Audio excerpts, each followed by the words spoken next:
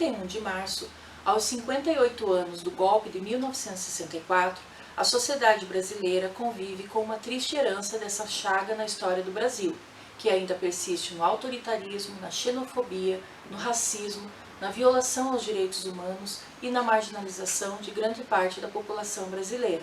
Em 2004, nos 40 anos do golpe, o CEPAT realizou uma série de atividades e debates intitulada 1964, uma história que não dá para esquecer, com o objetivo de recuperar o contexto socioeconômico, político e cultural daquele período, identificando as razões que motivaram o golpe militar e a reação da sociedade civil na perspectiva de melhor compreender o Brasil e o Paraná. Em sintonia com a nossa história de defesa irrestrita da democracia, compartilhamos com vocês um registro histórico de importantes personagens que vivenciaram e resistiram ao golpe. Fiquem agora com o documentário O Golpe no Paraná, uma realização do CEPAT, sob a direção de César Sanson e produzido pela Quem TV.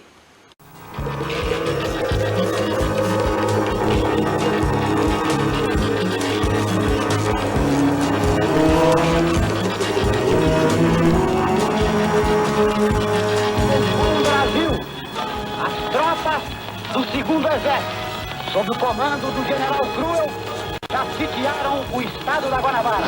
E Jango foi derrubado.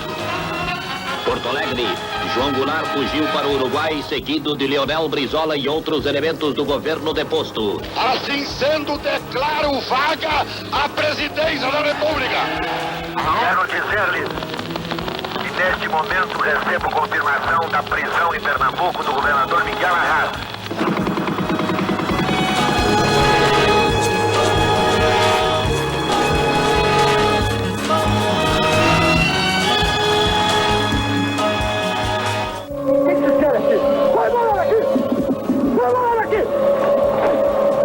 Ato público está proibido. Não admitimos passeata nem comício. Está todo mundo preso.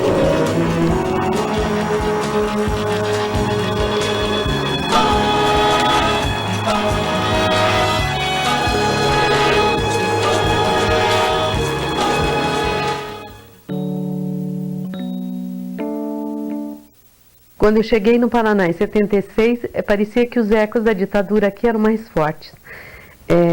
O medo ainda era muito maior, as pessoas não conversavam de política.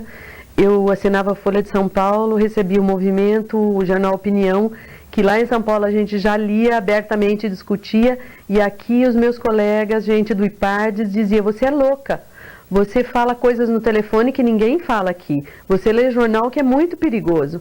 Então havia um silêncio, as relações sociais eram muito permeadas por esse silêncio, por esse medo.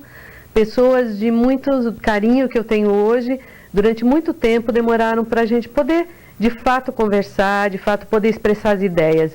Acho que o que mais eu senti quando eu cheguei no Paraná é que era no Paraná, com certeza os ecos da ditadura demoraram mais para passar. A imprensa aqui sempre, a mídia aqui sempre muito atrasada, muito medrosa, né? E muito mais, foi a última capital onde a Arena perdeu, então a repressão realmente guardou os seus últimos cartuchos, né? O Juvencio foi um dos últimos presos, não só do Paraná, do Brasil. Olha, no Paraná significou politicamente um atraso. Um atraso porque eles conseguiram cortar o avanço das forças populares, que estava havendo um crescente, estava em crescimento, em construção, e a perseguição, né? A repressão. O golpe significou para a política brasileira um atraso muito grande, são 20 anos de atraso, parou o Brasil do ponto de vista da solução dos problemas sociais, portanto os problemas sociais se agravaram muito.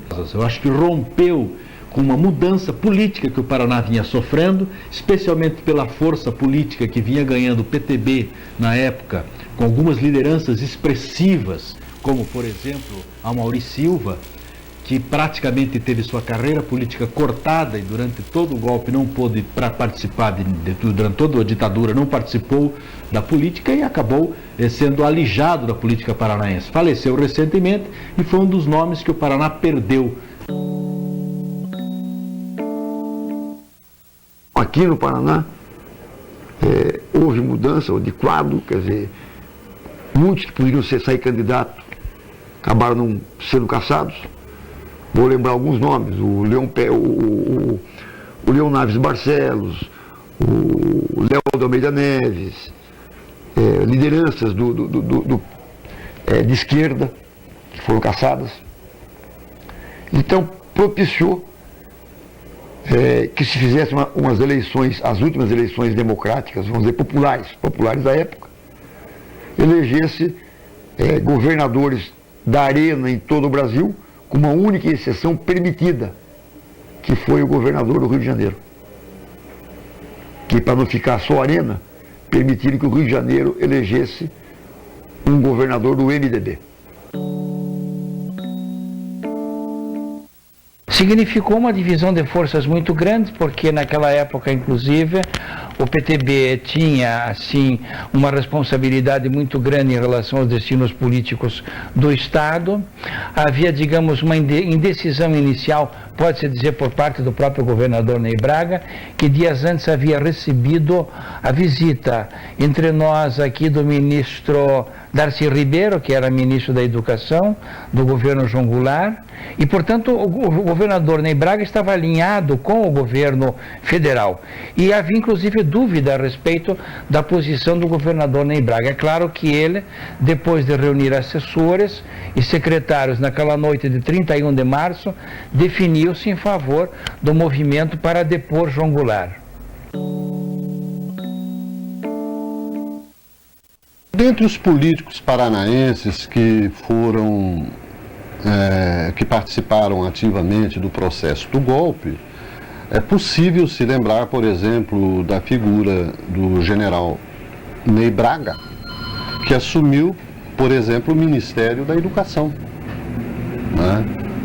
O Paraná esteve presente nisso. Aliás, o Paraná, se você estudar o estado do Paraná, vai ver que o Paraná tem alguns pecados anteriores aí que são significativos.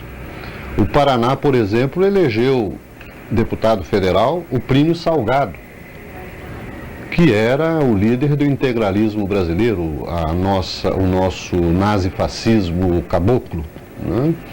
Elegeu o Jânio Quadros, deputado, sem ele ter, inclusive, residido nesse estado em nenhuma oportunidade, né? Então tem alguns episódios da história do Paraná que precisam ser melhor apurados. Mas neste estado aqui a direita é muito bem organizada, estruturada. E ela tem uma certa participação em todo esse processo, não só do golpe, mas principalmente na organização dos aparelhos repressivos.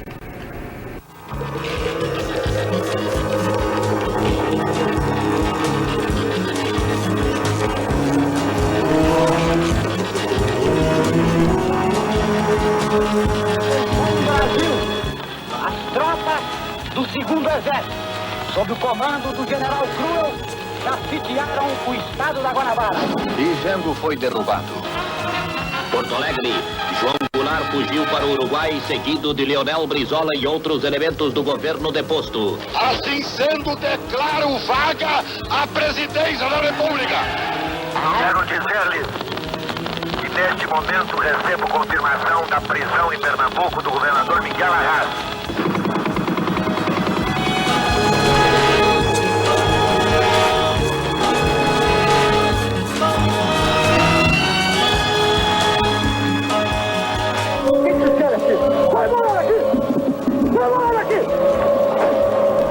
Ato público está proibido. Não admitimos passeata nem comício. Está todo mundo preso.